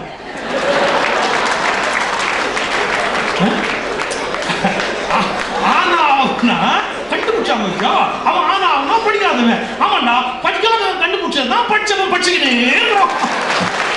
படிக்காதவன் கண்டுபிடிச்சதுதான் படிச்சவன் படிச்சுக்கிட்டே இருக்கிறான். அவன் ஒரு திரைக்கலைஞர் முடிவு பண்ண முடியுமா? Original thinker, original thinker. அவ்வளவு செல்பர்சன் தன்னுடைய தொழில் அவருக்கு அவ்வளவு அக்கறை, அவ்வளவு ஆர்வம். ஏவிஎம் சரவணன் நல்ல நண்பர். ஏவிஎம் சரவணன் சார் நல்ல நண்பர். எப்படியாவது அவர் ஒரு படத்துல நடிக்க வைக்கணும் ட்ரை பண்ணார், இன்ன வரைக்கும் முடியல. சரவணன் சார் எனக்கு வெரி க்ளோஸ் ஃப்ரெண்ட். அவர் ஒரு இன்சிடென்ட் சொன்னார். என்டி ராமாராவ் அவரை வச்சு படம் எடுக்கணும் உங்க அப்பா சொல்லியிருக்கிறாரு, நீ என்டி ராமாராவ் தான் கால் ஷீட் கேடு, அப்பாயின்மெண்ட் கேடு அப்படி. இவர் ராமாராவ் கௌரவ பார்த்து கேட்கிறாரு, அப்ப நடிச்சுக்கிட்டு இருந்த காலம் என்டி ராமாராவ், இந்த மாதிரி அப்பா உங்களை வச்சு ஒரு படம் எடுக்கணும்னு சொல்றாங்க, கால் ஷீட் வேணும், நான் எப்போ வந்து உங்களை பார்க்கலாம் அப்படி. டக்குன்னு இப்படி யோசிச்சுட்டு என்டிஆர் சொன்னாராம், 4 மணிக்கு வாங்களேன், நாளைக்கு நாளைக்கு நாளைக்கு 4 மணிக்கு மீட் பண்ணுவோம் அப்படி. உடனே ஏவிஎம் சரவணன் சார் கேட்டுக்கிறாரு, 4 மணிக்கு ஈவினிங் 4 மணிக்கு ஈவினிங் 4 மணிக்கு எங்க வரணும்? ஸ்டுடியோவுக்கு வரணுமா, வீட்டுக்கு வரணுமா, உங்க ஆபீஸுக்கு வரணுமா? ஈவினிங் 4 o'clock நான் எங்க வரணும்? ராமாராவ் சொன்னாரா, நான் ஈவினிங் சொன்னா, நான் என்ன ஈவினிங் சொன்னா, அப்ப எப்போ வர சொல்றீங்க? ஏர்லி மார்னிங் 4 o'clock அப்பாயின்மெண்ட், காலையில 4 மணிக்கு. சொன்னாரு, திருப்பதி சாமியை பார்க்கறதுக்கு தான் காலங்கத்தா 4 மணிக்கு போவான், அந்த சாமி வேஷம் போடுற இவனை பார்க்கறதுக்கு 2:30 மணிக்கு எழுந்து குளிச்சுட்டு நான் போய் நிக்கிறேன் 4 மணிக்கு. அது பெரிய ஆச்சரியம் இல்ல. என்டி ராமாராவ் 4 மணி அப்பாயின்மெண்ட் உட்கார்ந்து இருக்கிறாரு, அது பெருசு இல்ல, மேக்கப்போட உட்கார்ந்து இருக்காரு. என்ன அதுக்குள்ள மேக்கப்? அப்ப நீங்க வரீங்க பேசிக்கிட்டே இருந்தா டைம் ஆயிடும், 6 மணிக்கு மேல ஷூட்டிங் போகும்போது வேஸ்ட் ஆயிடும் இல்லையா? அதான் காலம்பர 2:30 எழுந்து குளிச்சுட்டு மேக்கப்போட ரெடியா இருக்கிறேன், பேசுங்க. பாருங்க எவ்வளவு தூரத்தினுடைய தொழில் அவங்க எல்லாம் நேசிச்சிருக்கிறாங்க. நடிகர் திலகம் சிவாஜி கணேசனை பத்தி ஒரு வார்த்தை சொல்லுவாங்க, ஷூட்டிங்க்கு ஒரு நாள் கூட அவர் லேட்டாக வந்ததாக வரலாறே கிடையாது. சிவகுமார் சொல்ற, அவருக்கு முன்னாடி போயிடணும் முன்னாடி போயிடணும் முன்னாடி போயிடணும்னு நானும் எவ்வளவோ ட்ரை பண்ணுவேன், நான் எப்ப போனாலும் எனக்கு முன்னாடி சிவாஜி கணேசன் உட்கார்ந்துருப்பாரு. பாருங்க அந்த தொழில் மேல எவ்வளவு அக்கறை. அது சினிமா எடுக்கிற தொழிலா இருக்கலாம், நடிக்கிற தொழிலா இருக்கலாம், எதுவும் வேணாலும் இருக்கலாம். எந்த வேலை பார்த்தாலும் அந்த வேலையில அப்படி ஒரு இன்வால்வ்மெண்ட், அப்படி ஒரு அக்கறை, அவசியமான அக்கறை. சில நேரங்களில் நம்ம சரியா ஒரு வேலையை பார்க்கலன்னா அந்த தொழிலுக்கே மரியாதை போயிடும். உங்களுக்கு தெரியும், கும்பகோணம் தீ விபத்து ஒரு பெரிய கருப்பு மை நம்முடைய வாழ்க்கையில, குறிப்பா ஆசிரியர் பணிக்கு ஒரு கருப்பு மை. நான் என் புத்தகத்தில் எழுதியிருந்தேன், அந்த தீ விபத்து முடிந்த பிறகு ஆசிரியர்கள் மாணவர்களை பெஞ்சின் மேல் ஏற்றுவார்கள், ஆனால் ஆசிரியம் பெஞ்சின் மேல் ஏற்றப்பட்டது. ஆசிரியம் பெஞ்சின் மேல் ஏற்றப்பட்டது. ஏன்? குழந்தைங்க செத்துட்டாங்க, டீச்சர்ஸ் தப்பிச்சிட்டாங்களே, குழந்தைங்க செத்துட்டாங்க, டீச்சர்ஸ் தப்பிச்சிட்டாங்களே, ஆசிரியம் பெஞ்சின் மேல் நிறுத்தப்பட்டது. ஒரு டீச்சரோட டியூட்டி என்ன? சாவணுதான் முதல்ல தான் சாவணும், குழந்தைகளை காப்பாற்ற வேண்டாமா, தப்பிச்சு ஓடியாந்துடலாமா? நம்ம பார்க்குற வேலை என்ன? நம்ம நம்பி ஒப்படைச்சிருக்காங்களே. எனக்கு இந்த வருத்தம் இருந்தது பாருங்க. அதை தீர்த்த ஒரு டீச்சர் இருக்கா, நம்ம நல்லவங்களை கொண்டாடணும். சுகந்தி டீச்சர்னு ஒரு டீச்சர். இந்த சுகந்தி டீச்சரை நாகப்பட்டினத்துக்கு பக்கத்தில் கரியாப்பட்டினம்னு ஒரு ஊர், அதில் ஒரு சின்ன நர்சரி ஸ்கூலில் வேலை பார்க்குறாங்க. 12 குழந்தைங்களோட பஸ்ஸில் ஏறிக்கிட்டு அந்த ஸ்கூலுக்கு புறத்து வந்துக்கிட்டு இருக்கிறாங்க, அவங்க ஸ்கூல் பஸ்ஸில். அந்த பஸ் பாருங்க, அப்படி ஒரு டர்னிங் திரும்புற இடத்துல அப்படியே கவுந்து ஒரு கம்மாய்க்குள்ளே போயிடுச்சு, உள்ளே போய் விழுந்துருச்சு. அந்த டீச்சர் அந்த கம்மா தண்ணிக்குள்ளே போன பஸ்ஸில் இருந்து ஒவ்வொரு குழந்தையா பிடிச்சி கரையில் கொண்டாந்து விடுறாங்க, காப்பாற்றுறாங்க. 11 குழந்தைய காப்பாற்றியாச்சு, இன்னும் ஒன்று காப்பாற்றணும் உள்ள இருக்கு. ஆனா பஸ் அப்படியே சேர்த்துக்குள்ள போகுது, அது பாட்டுக்கு இறங்கிட்டு போகுது. அதை காப்பாற்ற போனா ஒருவேளை முடிஞ்சா முடியும், முடியலன்னா 2 பேருமே செத்து போடுவாங்க. 2 பேருமே சாகிறதுக்கு வழி இருக்கு, ஆனா காப்பாற்றுறதுக்கு ட்ரை பண்ணலாம். அந்த சுகந்தி டீச்சர் ஒரு ஆச்சரியமான பெண்மணி, ட்ரை பண்ணிடணும் எப்படி ஆகுதுன்னு, தான் தப்பிச்சு போகணும்னு நினைக்காம பஸ்ஸுக்குள்ள இறங்குனாங்க. பஸ் முங்கிச்சு, அந்த டீச்சர் செத்து போயிட்டாங்க, அந்த குழந்தை இறந்து போச்சு. தான் இறந்தாலும் பரவாயில்லைன்னு 11 குழந்தையை காப்பாத்தினாங்களே, எத்தனை பெரிய சாதனை அந்த பெண்ணுடைய சாதனை. வாலி நிறைய புதிய விஷயங்களை கவிதையில் எழுதுனவர். அந்த சுகந்தியை பத்தி கவிதை எழுதினார் வாலி. என்ன எழுதினார் தெரியுங்களா? என்ன பெண்களும் இந்த உலகத்தில் மூழ்காமல் தான் தாயாவார்கள், நீ ஒருத்தி தான் மூழ்கி தாயாவார். அந்த சுகந்தி டீச்சர் ஆசிரியர் குலத்தின் கௌரவம். டீச்சிங் ப்ரொஃபஷனுடைய ஒரு மிகப்பெரிய சிறப்பு யாருன்னா அந்த சுகந்தி டீச்சர். கல்கத்தாவுடைய அரசு மருத்துவமனையில 2 நர்ஸ் கேரளால இருந்து போனவங்க, அவங்க டீ குடிக்கிறதுக்கு வெளியே வந்தாங்க. அந்த வெளியில இருந்து டீ குடிக்கும் போது ஃப்ளோரை பாக்குறாங்க. அவங்க வேலை பார்க்குற ஃப்ளோர்ல தீ விபத்து. சார், தீ விபத்து ஆகி போச்சு, தப்பிச்சு ஓட வேண்டியது. அவங்க பதறிட்டாங்க. நம்ம ஃப்ளோர்ல இருக்கிற பேஷண்டால ஓட முடியாது, தீ குடிச்சிருக்கேன். குடுகுடுன்னு படி ஏறி மேலே ஓடுறாங்க. தீ விபத்து நடக்கிற கட்டடத்துக்குள்ள ஓடுறாங்க. அங்க ஓடி போய் நடக்க முடியாத ஓட முடியாத பேஷண்டை எடுத்து வெளியே கொண்டாந்து காப்பாத்தி அந்த 2 நர்ஸும் அந்த தீ விபத்தில் கருகி செத்தாங்க. எப்படிப்பட்ட முறையில் தொழில் நினைச்சாங்க? ஏன் பம்பாயில கூட தீவிரவாதிகள் தாக்கிய போது அந்த ஹோட்டல் ஊழியர்கள் எவ்வளவு பேர் உயிரை பணையம் வச்சு வேலை பார்த்தாங்க? அவங்களை காப்பாற்றணுங்கிறதுக்காக ஹோட்டல் ஊழியர்கள் உள்ளுக்குள்ள இருந்து எப்படி வேலை பார்த்தாங்க? இப்ப சொல்றேன், ஒரு நிறுவனத்தினுடைய பெருமை என்பது அந்த நிறுவனத்தின் வரவு செலவில் இல்லை, அதில் வேலை பார்க்கிற ஊழியர்களுடைய பண்பாட்டில் தான் இருக்கிறது. How they behave, how they respond. இப்போ ஒரு அரசு ஊழியராக இருக்கட்டும், தேடி வருகிற ஒருவரை அவர் எப்படி நடத்துகிறார் என்பதை பொறுத்துதான் ஒரு அரசின் செயல்பாடு மதிக்கப்படுகிறது, எடை போடப்படுகிறது. அவர் கொஞ்சம் அலட்சியமா இருந்துட்டா கூட என்ன ஆகும்? மொத்தமா வந்து போனவர்கள் மனம் கசந்து போக மாட்டாங்களா? அப்ப எந்த இடத்துல வேலை பார்த்தாலும், எந்த வேலையில் இருந்தாலும் வேலை பார்க்கிற ஊழியர்களின் மனோபாவம் தான் நிறுவனத்தின் முகத்தையும் முகவரியையும் நிர்ணயிக்கிறது. அது எல்லாருக்கும் டெடிகேட். சில பேர் சொல்றாங்க, நான் வேலை பார்த்தா இன்னும் வேலை பார்க்காட்டி என்ன, எனக்கு சம்பளம் டான்னு வரும். என்ன பேச்சு, என்ன பேச்சு?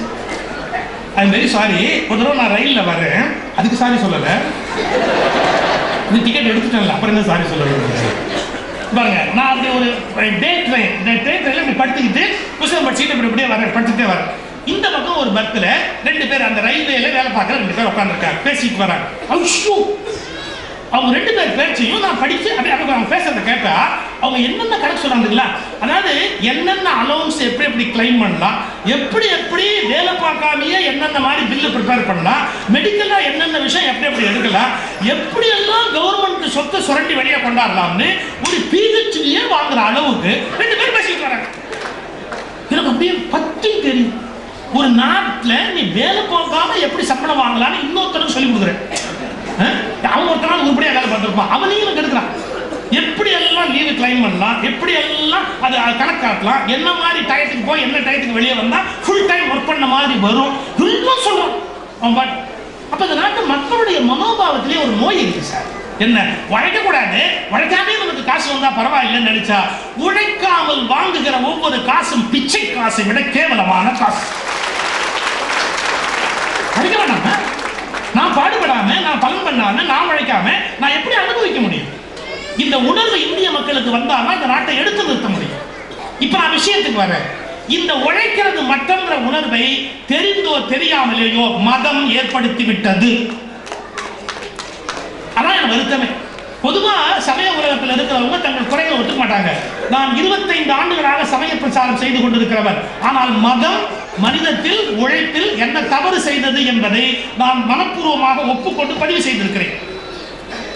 நம்ம உழைக்கிற வர்க்கத்தை சரியா மதிக்கல, உழைக்கிறவங்களுக்கு தர வேண்டிய அந்தஸ்தை தரல, அவங்க கீழே நடக்க ஆரம்பிச்சோம். விளைவு ஐயா என்ன சொல்றாங்க, கோபத்தில் என்ன சொல்றாங்க, பாருங்க இந்த மாதிரி நடந்துக்கிறாங்க, அந்த மாதிரி நடந்துக்கிறாங்க அப்படின்னா உழைச்சோம் நம்ம எங்க மதிச்சோம்?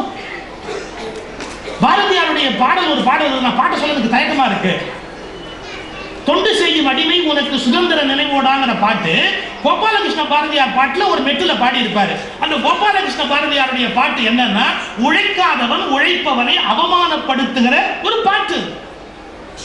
பண்ணையில வேலை செய்யாதவன் வேலை செய்யறவன் அவமானப்படுத்துற பாட்டு. இந்த நாட்டில் உழைக்காதவன் உழைத்தவனை அவமானப்படுத்தியதால் தான், என் வார்த்தையை குறித்துக் கொள்ளுங்கள், உழைக்காதவன் உழைத்தவனை அவமானப்படுத்தியதால் இந்த நாட்டு சுதந்திரமே தாமதமாக வந்தது. நான் இப்ப சொல்லட்டுமா? உழைக்கிற வர்க்கத்துல உடம்புல தைரியம் இருக்கும், வீரம் இருக்கும். படிக்க மேட்டுக்குடிக்கு எப்படியாவது வெள்ளை அரசாங்கத்துக்கு பணிந்து போய் வாழ்க்கை நடத்துதான் விருப்பம் இருக்குமே ஒழிய எதிர்த்து போராடுகிற தைரியம் இருக்காது.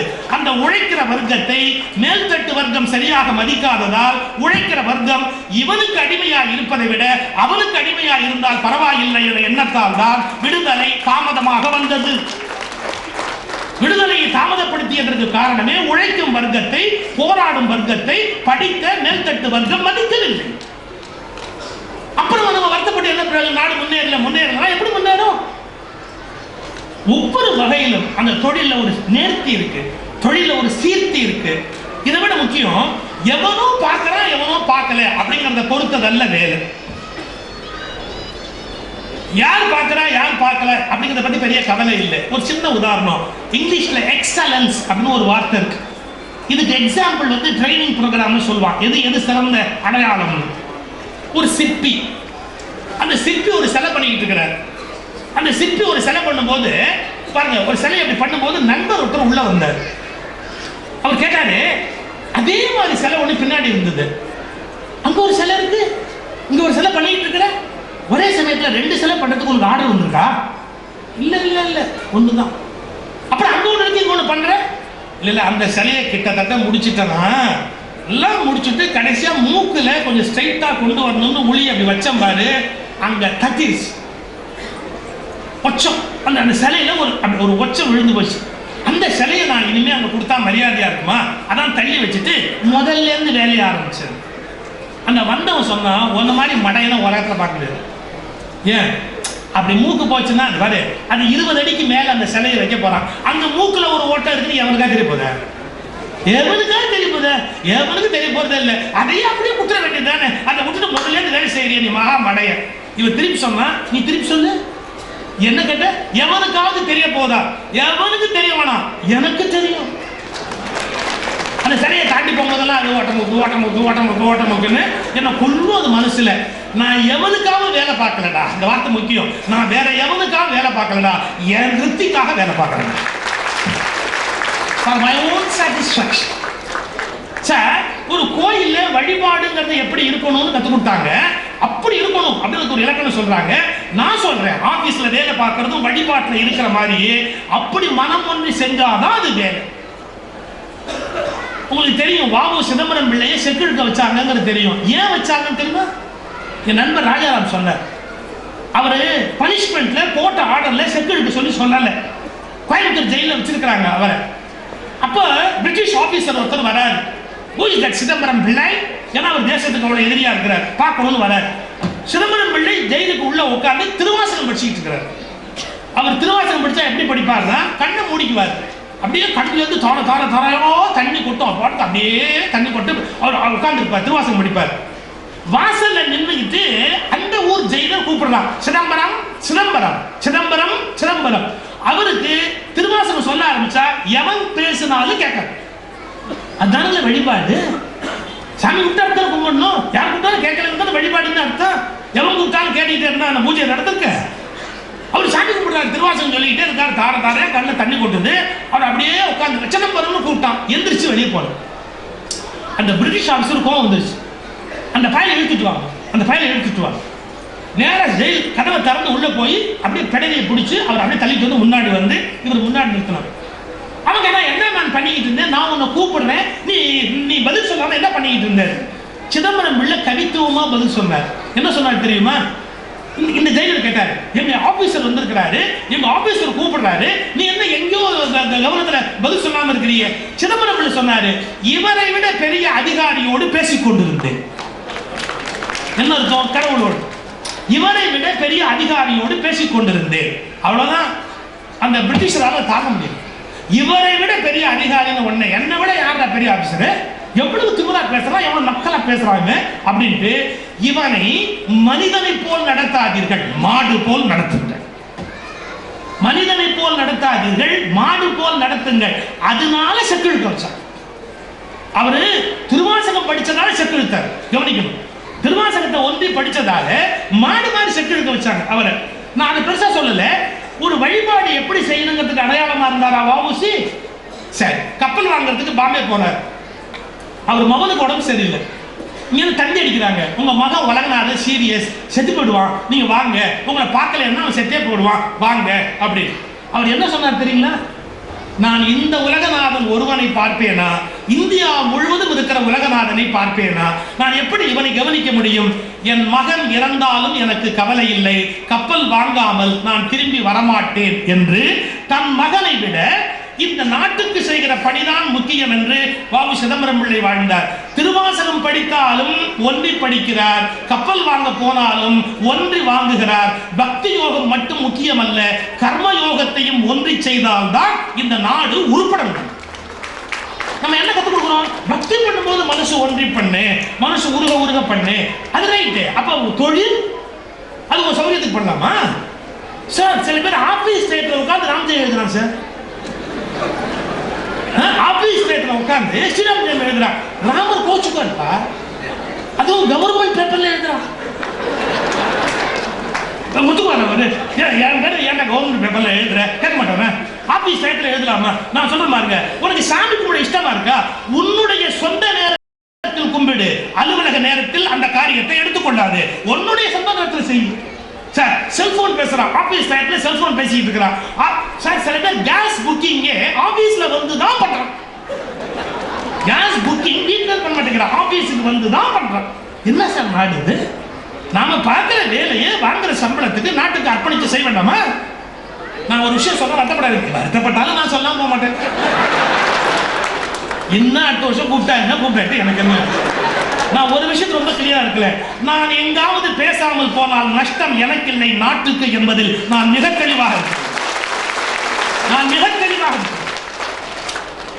சிங்கப்பூர் போயிருந்தேன். சிங்கப்பூர் பாத்ரூம்ல சார் 4 பட்டன் வச்சிருக்கிறான். சிங்கப்பூர் பாத்ரூம்ல என்ன தெரியுங்களா, நீங்க பாத்ரூம் போயிட்டு வெளியே வந்த உடனே அந்த பாத்ரூம் நீட்டா இருந்ததா, உங்களுக்கு திருப்தியா இருந்ததா, எக்ஸலண்ட் ஒரு பொம்மை, நீங்க அதை பிரஸ் பண்ணீங்கன்னா யாரு வேலை பார்த்தாலும் அவனுக்கு ஒரு பாயிண்ட். அந்த பாத்ரூம் கிளீனா வச்சதுக்கு குட், நல்லா இருக்கு. இன்னொன்னு டாலரபிள், சகிச்சுக்கலாம்,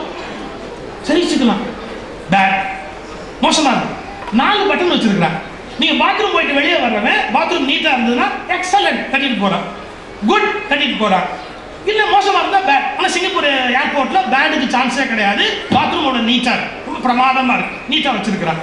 நான் என்ன சொல்றேன் தெரியுங்களா, அந்த மாதிரி ஒரு பட்டனை மத்திய அரசு அலுவலகங்களிலும் மாநில அரசு அலுவலகங்களிலும் வையுங்கள். அந்த சர்வீஸை பெற்றுவிட்டு போகிற மக்கள் ஒரு ஊழியருடைய பேரை டைப் பண்ணி அவருடைய சேவை எக்ஸலண்ட் என்று போட்டால் 2 மாசம் போனஸ் எக்ஸ்ட்ராவாக கொடுங்கள். பேட் என்று மக்கள் அதிகமாக டைப் பண்ணினால் பேரோலில் இருந்து அவருடைய பெயரை கம்ப்யூட்டரே விடுவிக்கட்டும். நான் ஜோக்குக்கு சொல்லல, it's a very serious thing to consider. நீங்க சில இடங்களுக்கு போனா ஒரு வேலை செய்யறதுக்கு ஆள் இல்லை, ஆனா சம்பளம் வாங்குறது எப்படி முடியும்? அப்புறம் யோசிக்கணும், நம்ம யாரை ஏமாத்துறதுக்காக சம்பளம் வாங்குறோம், யாரை ஏமாத்துறதுக்காக வேலை பார்க்கிறோம்? இந்த நாடு மேல வரும், அமெரிக்கா எப்படி இருக்கு, ஜப்பான் எப்படி இருக்கு, ஒவ்வொரு நாடு எப்படி இருக்கு, இவ்வளவு பெருமை மிக்க அந்த நாடு ஏன் அவ்வளவு கீழே இருக்கு? இந்த வருத்தம் இருக்கும், இந்த வேதனை இருக்கும், ஐயோ நம்ம நாடு இப்படி வீணா போகக்கூடாது அப்படிங்கிற ஏக்கம் இருக்கும். நான் யாரையும் குறை சொல்றதுக்காக சொல்லல, இப்ப சொல்லிடுறேன். யாரெல்லாம் வஞ்சனையின்றி உழைத்தார்களோ அவர்கள் திருவடிகளுக்கு என் 1000 நமஸ்காரம். யாரெல்லாம் நாட்டுக்கு உழைச்சீங்களோ, நாட்டுக்கு பாடுபட்டீங்களோ, மனசாட்சிக்கு விரோதம் இல்லாம வேலை பார்த்தீங்களோ அத்தனை பேருக்கும் கோயில் கட்டி கும்பாபிஷேகம் பண்ண நான் கும்பிடுறேன். யாரு வேலை பார்க்கலையோ அவங்க மட்டும் தான் சொல்றேன். சுகீஸ்வரன் இப்படி பேசிட்டு போயிட்டான்னு சொல்லக்கூடாது. நான் வேலை பார்க்காதவர்களை மட்டும்தான் திட்டினேனே ஒழிய வேலை பார்க்கிறவர்களை கொண்டாடுகிறேன், பாராட்டுகிறேன், சிறப்பிக்கிறேன். விமர்சனம்னா கரெக்டா இருக்கணும், வேலை பண்ணவங்க நான் குறை சொல்லல. கூட 2 மாசம் போனஸ் கொடுன்னு சொல்றேன். யாரு போனஸ்? இந்த பேடுன்னு உழுந்தது அவங்கிட்ட கட் பண்ணி அவங்க கொடு, இவனுக்கு கொடுக்காத கட் பண்ணி கொடு, எல்லாருக்கும் ஒன்னாவ கொடுக்க முடியும்? நான் சொல்றது ஒரு சின்ன விளையாட்டுத்தனமா, இந்த விஷயம் இந்த நாட்டில் இன்னும் 5 ஆண்டுகளுக்குள் வரத்தான் போகிறது. எழுதிச்சுங்க, இதே விஷயம் இன்னும் 5 ஆண்டுகளுக்குள் இந்த நாட்டில் வரத்தான் போகிறது. ஏன்னா மக்கள் எஜமானர்கள், மக்கள் தான் எஜமானர்கள். அவங்க யாருடைய சர்வீஸை பெறாங்களோ அதை பற்றி அவங்க ஜட்ஜ் பண்ண மாட்டாங்களா? தொழிலை நேசிக்கணும், தொழிலை உயிர்ப்போடு செய்யணும், அர்ப்பணிப்போடு செய்யணும். நான் இன்னும் நிறைய சகோதரி பேசணும். ஒரு செய்தி சொல்லி நான் நிறைவு பண்றேன், ரொம்ப முக்கியமான செய்தி. நம்ம இந்த உலகத்தில் வேலை பார்க்குறோம், செய்யறோம் அப்படின்னா யாருக்காகவோ இல்லை, நம்ம வீட்டுக்காக, நம்ம நாட்டுக்காக. ஒரு பில்டிங் கான்ட்ராக்டர், வீடு கட்டுறவர், ஒரு மேஸ்திரி அவர்கிட்ட வேலை பார்க்குறாரு. அவர்கிட்ட சொன்னார், வீடு ஒன்று கட்டணும், கட்டுங்க. அவர் வேலையை விட்டு போகிற ஐடியாவில் இருந்தார். எரிச்சலோட சொன்னார், இல்லை நீங்கள் போய் வீடு கட்டுன்றீங்க, என்னால் முடியாது, என்னால் முடியாது. இல்லைப்பா, அந்த ஒரு வேலையை செஞ்சுட்டு போ சொன்னாக்க அந்த இடத்துக்கே நான் வரமாட்டேன். சைட்டை உங்ககிட்ட ஒப்படைக்கிறேன், சிமெண்ட் நீயே வாங்க, நீயே மரம் வாங்க, நீயே உன் இஷ்டம் போல கட்டு அப்படின்னு ஒரு இடத்த கொடுத்தாரு. இந்த ஆளு கடுப்பில் எரிச்சல்ல அவன் இஷ்டத்துக்கு என்னமோ போட்டு கலவையை போட்டு மட்டமான மரத்தை வாங்கி இஷ்டத்தை கட்டி முடிச்சிட்டான். 6 மாதம் கழிச்சு முடிச்சுட்டு சாவியை கொண்டு போய் அந்த கான்ட்ராக்டர்கிட்ட கொடுக்குறான். ஐயா, வீடு முடிச்சுட்டேன், வந்து பாருங்க. நான் எதுக்கு வந்து பார்க்கறது? இந்த வீடு யாருக்கு கட்டினேன்னு உனக்கு தெரியாது இல்லை? என்கிட்ட இவ்வளவு நாள் வேலை பார்த்த உனக்கு ஒரு பரிசு கொடுக்கணுமேங்கிறதுக்காக தான். அவன் நல்ல கை வச்சான். ஐயோ, எனக்குன்னு சொல்லியிருந்தா நான் என்ன எப்படி அழைச்சி அழைச்சி அழைச்சி கட்டியிருப்பேன். இந்த பழா போன பாவி இது எனக்குன்னு சொல்லாம விட்டானே, நான் எப்படி எப்படியோ கட்டிட்டனே அப்படின்னா. இப்ப புரிஞ்சுக்கங்க, யாருக்கும் கடவுள் அவராக பார்த்து பரிசு அளிப்பதில்லை, தண்டிப்பதும் இல்லை. அவரவர் செயல்தான் அவரவருக்கு தண்டனையாகிறது, அவரவர் செயல்தான் அவரவருக்கு பரிசாகும். நீங்கள் என்ன செய்கிறீர்களோ அதுவே உங்களுக்கு திருப்பி செய்யப்படும். நீங்கள் யாருக்கு பாடுபடுகிறீர்களோ அப்படி சமூகம் உங்களுக்கு திருப்பி அதை செய்யும். இந்த ஒரு பேர் உண்மையை புரிந்து கொண்டால் உலகத்துல எல்லா உண்மையும் நம்ம புரிஞ்சுக்கலாம். நபிகள் பெருமகன் ஆத்தவுடைய நிறைவு நாள் அன்று, இந்த உலகத்துல நிறைவு நாள் அன்று மனைவியை பார்த்து ஒரு கேள்வி கேட்டார். நம்முடைய வழக்கம் காசு வீட்டில் வைத்துக் கொள்வது கிடையாது. இன்று நீர் ஏதாவது காசு எடுத்து வைத்திருக்கிறீரா? என்னால் உறங்க முடியவில்லையே. அந்த அம்மா சொன்னாங்க, உங்களுக்கு உடம்பு சரியில்லை, ஒருவேளை தேவைப்படுமோன்னு ஒரு 5 தினார் எடுத்து வச்சிருக்கிறேன். வேண்டாம், நமக்கு அது பழக்கம் அல்ல, அதை கொண்டு போய் வெளியில் கொடுத்து விட்டு வாருங்கள். அந்த அம்மா கேட்டாங்க, இந்நேரத்துல யார் இருப்பா? யார் இருக்கிறார்களோ கொடுத்து விட்டு வாருங்கள். போனாங்க. அந்த அம்மா வாசல்ல சரியா ஒரு வழிபோக்க சாப்பாட்டுக்கு இல்லாம நின்னா குடிச்சிட்டாங்க.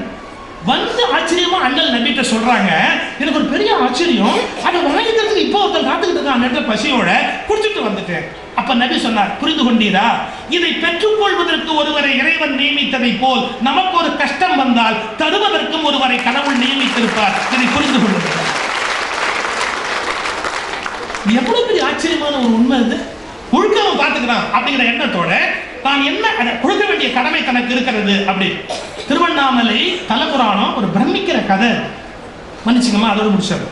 திருவண்ணாமலை ஒரு பேச்சாளருடைய நேரத்தை நான் எடுத்தேன்னா அதுவும் பெரிய பாவம் தானே. திருவண்ணாமலை தலபுராணத்துல அன்பிலீவபிள் ஸ்டோரி. உங்களுக்கு தெரியும், ஒரு காலத்துல கோயில் பக்கத்திலேயே விலைமகள் அப்படின்னு ஆட்டம் ஆடுறவங்களுக்கு இடம் ஒதுக்கி வச்சிருந்தாங்க. அந்த மாதிரி திருவண்ணாமலை கோயிலுக்கு பக்கத்துல அது மாதிரி டான்ஸ் ஆடுற ஒரு பெண்மணி. அவங்க பார்க்கிற தொழில் என்ன தொழில்? இந்த உலகத்துல எல்லாரும் கண்டிக்கிற தொழில் விலைமகள்ங்கிற தொழில். ஆனா அந்த அம்மா அதுல ஒரு நெறி வச்சிருக்கிறாங்க. அந்த ப்ரொஃபஷன் ஒரு வகையான பண்பு. எப்படி தெரியுங்களா? காலையில இப்படி கதவை திறப்பாங்க. திறக்கும் போது வாசல்ல வெத்தலை பாக்கோட யார் காசு வச்சிருக்கிறாங்களோ அவங்க நிமிர்ந்து பார்த்துட்டு, இன்று உங்களை என் கணவனாக ஏற்றுக்கொண்டேன்னு அந்த வெத்தலை பாக்க வாங்கிட்டு உள்ள போடுவாங்க. இதான் அவங்களுடைய மரபு. அந்த தொழிலுக்கு அவங்க வச்சிருந்த இலக்கணம். காலையில கதவை திறக்கிறாங்க. ஒரு குஷ்டரோகி கடுமையான நோயோட அருவருப்பா ஒரு முதியவர் வெத்தலையில காசு வச்சிருக்காரு. அந்த அம்மா வணக்கம் சொன்னாங்க, இன்று உண்மை கணவனாக ஏற்றுக்கொண்டேன்னு சொல்லிட்டு அந்த வெத்தலை பாக்க எடுத்து உள்ள வச்சுட்டு இரவு நீங்கள் வரலாம் அப்படின்னு சொல்லிட்டு திரும்புறாரு. அவர் அப்படி போனார் பாருங்க, அந்த ஊரோட அரசர் வந்துட்டார். நான் வந்திருக்கிறேன், அப்புறம் நீ என்ன யார் இன்னைக்கு? மன்னிக்கணும், என்னுடைய தொழிலுக்கு ஒரு தர்மம் உண்டு. வெத்தலை பாக்க நான் வாங்கிட்டேன், நான் மாற்ற முடியாது. இன்று என் கணவரை மாற்ற முடியாது. நீங்க வேணா நாளைக்கு வந்து பாருங்க, நான் ஏற்றுக்கொள்ள முடியாது. அவர் மிரட்டுறாரு. நான் யார் தெரியுமா? யாரா இருந்தா கவலை, நீ முடிந்து போனா நீ அதை கொல்ல முடியும், கொன்று கொள்ளுங்கள். என் தொழில் தர்மத்தை விட்டு விட்டு நான் ஒரு காரியம் செய்வதை விட செத்து போக தயாராக இருக்கிறேன். அந்த அரசர் பார்த்தா, சரி சரி, நான் வந்து உங்களுடைய பிரின்சிபலை மதிக்கிறேன், நான் அப்புறமா வரேன் அப்படின்னு அரசர் போயிட்டார். அந்த கிழவர் போனார் பாருங்க. அந்த கிழவர் ராத்திரி வந்து ஒரே அவஸ்தை. ஏன்? ஐயோ, அந்த கிழவர் வாங்கி இருக்கிறாரு, அருவருப்பா இருக்கு, மனம் என்னென்ன அநியாயம் உண்டோ எல்லா அநியாயம் நடக்குது. அவர் பாட்டுக்கு இந்த அம்மா கவலையே படாம ஒரு குளிப்பாட்டி துணி மாற்றி பெட்ல படுக்க வைப்பா, திருப்பி உடனே எல்லாம் அசிங்கமா. அந்த அம்மா கொஞ்சம் கூட மூஞ்சி சுழிச்சுக்காம பணிவிட எல்லாம் பண்ணி ராத்திரி முழுக்க அவருக்கு சேவை பண்றாங்க. விடிய காலம் அவரை வாசல்ல போய் வழி அனுப்பணும், குளிக்க வச்சு அவருக்கு அலங்காரம் பண்ணி நீங்க போயிட்டு வாங்கன்னு வழி அனுப்புறாரு. அந்த கதை அருமையான கதை முடியுது. அந்த கிழவர் கேட்கிறாரு, உனக்கு என் மேல கோபம் வருதுயா? நான் ராத்திரி மட்டும் உன்னை இம்சை பண்ணனே, பாடா படுத்தினே, உனக்கு கோபம் வரலையா? அந்த அம்மா பதில், எப்படிங்க கணவரை கோச்சுக்க முடியும்? கணவரை கோச்சிக்க முடியும்? இன்று என் தர்மப்படி நீங்க இந்த கணவர், நான் எப்படி உங்களை கோச்சிக்க முடியும்? இந்த தொழில் இருந்தாலும் அது இவ்வளவு நேர்மையா, இப்படி ஒரு பண்பாடா, நான் யாருன்னு பாரு அப்படின்னு சிவபெருமான் காட்சி கொடுத்தா அப்படின்னு திருவண்ணாமலை புராணத்துல வருது. எனக்கு இந்த கதையில ஒரு டவுட், இதுக்கு வரும்போது பார்வதிக்கு தெரிய வந்தாரா, பார்வதிக்கு தெரியாம வந்தாரா? அது பாட்டுல இல்லை. நம்ம புத்தி எங்க போக அதாவது சிவபெருமான் பிரச்சனை, பார்வதி பிரச்சனை, நமக்கு என்ன பிரச்சனை? அது பத்தியா அப்படி சிவபெருமான் அப்படி காட்சி கொடுத்தாரா. காட்சி கொடுத்த உடனே இந்த பொண்ணுக்கு கைகால் நடுங்குது. அப்படி இறைவனே காட்சி கொடுத்துட்டாரு, அப்படியே கைகால் நடுங்கி அந்த பொண்ணு உடனே வணங்குது. உடனே சிவபெருமான் சொல்றார், என்ன வரம் வேண்டுமோ கேள், நீ என்ன இருந்தாலும் ஒரு தர்மத்தை காப்பாற்றல, உனக்கு என்ன வரம் வேண்டுமோ கேள் அப்படி. இந்த மகிழ்ச்சியில பதட்டத்துல என்ன கேட்கணும்னு தெரியாம என்ன கேட்கணும், உன் திருவடி என் தலைமையில் இருக்கணும்னு கேட்கணும். நாக்கு குழறி போய் எப்போதும் என் திருவடி உன் தலை மீது இருக்க வேண்டும் வரம் கேட்டா. நாக்கு குழறி போய் கேட்டா. உடனே சிவபெருமான் தந்தே சொல்லிட்டு சொன்னார், நீ என்ன வரம் கேட்டேன்னு திருப்பி யோசிப்பாரு. என் திருவடி உன் தலைமையில் இருக்கணும்னு கேட்கல, உன் திருவடி என் தலைமையில் இருக்கணும்னு கேட்டேன். அப்படி அச்சோ நான் தெரியாம குழறி போய் கேட்டேன், மன்னிச்சுக்கங்க, நான் இப்ப வரத்தை திருப்பி கேட்டேன். given means given, கொடுத்துட்டா கொடுத்து. ஐயோ நான் எப்படி என்னுடைய காலடியை உங்க தலைமையில கொண்டு போய் வைக்க முடியும்? அந்த கதை முடியுது. தும்பைங்கிறது அவருடைய பேர். இந்த ஜென்மத்தில் அவர் பேர் தும்பை. நீங்க தும்பப்பூ பார்த்துருக்கீங்களா? குழந்தை கால் மாதிரியே இருக்கும் தும்பப்பூ. அந்த 5 விரல் மாதிரி இப்படி இருக்கும் வெள்ளையா. இந்த உள்ளங்கால் மாதிரி இப்படி குவிஞ்சிருக்கும், தும்பை பூன்னு பேர். நீ இனி தும்பை பூவாக பிறப்பாய், நீ எப்போது தும்பையாக பிறந்தாலும் உன்னை என் தலை மீது நான் சூடிக்கொள்ளுவேன் அப்படின்னு அந்த தும்பப்பூவை சிவபெருமான் தலைமையில வச்சால் அந்த கதை முடியுது. இந்த கதையில என்ன முக்கியம் தெரியுங்களா? அது சரியான தொழிலா அதெல்லாம் இல்லை. அதுல என்ன முக்கியம் தெரியுங்களா? எந்த தொழில் என்று உலகம் பழித்தாலும் கூட அதிலும் சரியாக இருந்தவருடைய காலடியை கடவுள் தலை மீது வைத்துக் கொண்டு கூத்தாடுகிறார் என்று கதை எழுதி வைத்த நாடு இந்த நாடு. அப்ப நாம பார்க்கிற வேலையை அப்படி ஒரு அர்ப்பணிப்போடு, அப்படி ஒரு ஈடுபாடோடு செய்ய கடமைப்பட்டிருக்கிறோம். செய்யும் தொழிலே தெய்வம். நன்றி.